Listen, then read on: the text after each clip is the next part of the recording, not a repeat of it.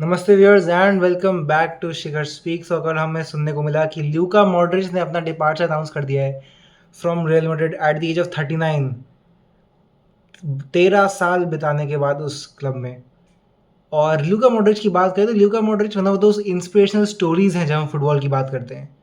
Croatia में 1985 में उनका बर्थ हुआ था और जब वो 6 साल के थे तो क्रोएशियन वॉर ऑफ इंडिपेंडेंस चल रही थी 1991 में। और उनकी फैमिली को वहाँ से निकलना पड़ा था क्योंकि ऑफ कोर्स वहाँ पे बहुत टेरर और वॉर का माहौल था। और उस गलियों से निकल के यूरोप में उन्होंने अपनी जगह बनाई, फुटबॉल का अपने पैशन को सपोर्ट किया, उसको फॉलो किया और फिर अपना ड्रीम अचीव किया। स्पर्स में काफ़ी अच्छा किया था और फिर मैड्रिड में साइन किए 2012 में, जहां अपने पहले ही सीज़न में उनको अनाउंस कर दिया गया था the worst signing of the season. सोचिए, ल्यूका मॉड्रिच को कहा गया था worst signing of the season, voted 32% in a newsletter. उसके बाद से जो उनका turnaround has been phenomenal. 13 साल बाद उन्होंने 6 चैंपियंस लीग जीत लिए हैं, 590 गेम खेल चुके हैं रियल मैड्रिड के लिए और अब वो रियल मैड्रिड छोड़ के जा रहे हैं एज अ क्लब लेजेंड। जब मैं ल्यूका मॉड्रिच की बात करता हूँ, मैं खुद एक बार्सिलोना फैन हूँ, और जब मैं मॉड्रिच की बात करता हूँ तो एक एक एलिगेंस दिमाग में आती है, एक रिस्पेक्ट आती है दिमाग में, क्योंकि ल्यूका मॉड्रिच के बारे में जब मैं सोचता हूँ वो हमेशा एक प्लेयर है who gives his all.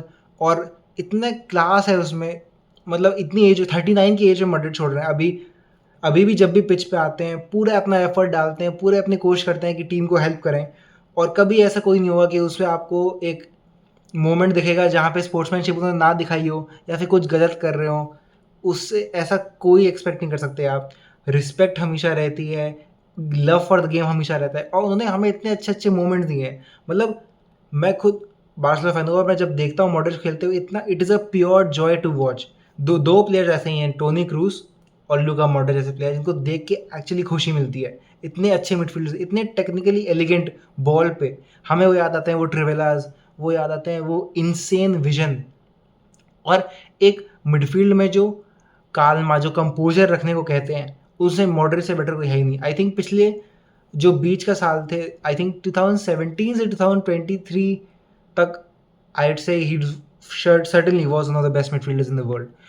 Madrid के लिए कंसिस्टेंटली इतने सालों तक स्टार्ट करना, एक ऐसी मैड्रिड टीम जो हर दूसरे साल चैंपियंस लीग जीतती है, is an achievement in itself. और मतलब he's been a leader in that real Madrid team. हमने देखा 2018 में क्रोएशिया को फाइनल तक लीड करके गए थे, अपनी पर्सनल ब्रिलियंस दिखी थी उसमें।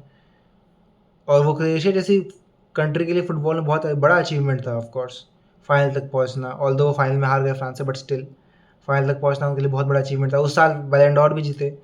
जो मेसी और रोनाल्डो की 16-17 साल से एक वो राइवलरी चले जा रही थी बैलन डॉर की, उन्होंने उसको तोड़ा 2018 में।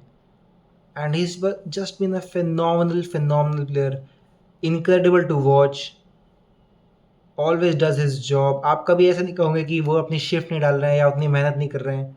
39 ईयर्स के हो गए हैं, बट जितना होता है उनसे हमेशा अपना फुलेस्ट दिया है। और it's been some time coming उनका announcement from for departure from Real Madrid, but he will surely go down as a club legend. और what does this mean for Real Madrid? It means कि उन्हें एक midfielder की और ज़रूरत है। पहले तो मुझे पहले ही लग रहा था कि एक ऐसा मिडफील्डर चाहिए जो बॉल के साथ खेल सकता है, जो बॉल को रख सकता है, जो कंपोजर ला सकता है, जो अच्छी अच्छी पासिंग कर सकता है। क्योंकि आप मिडफील्डर्स देखो, चुआमेनी, जूड बेलिंगम और वैल्वर्डी, सब अच्छे midfielder, they are incredible ball winners, they are defensively very solid.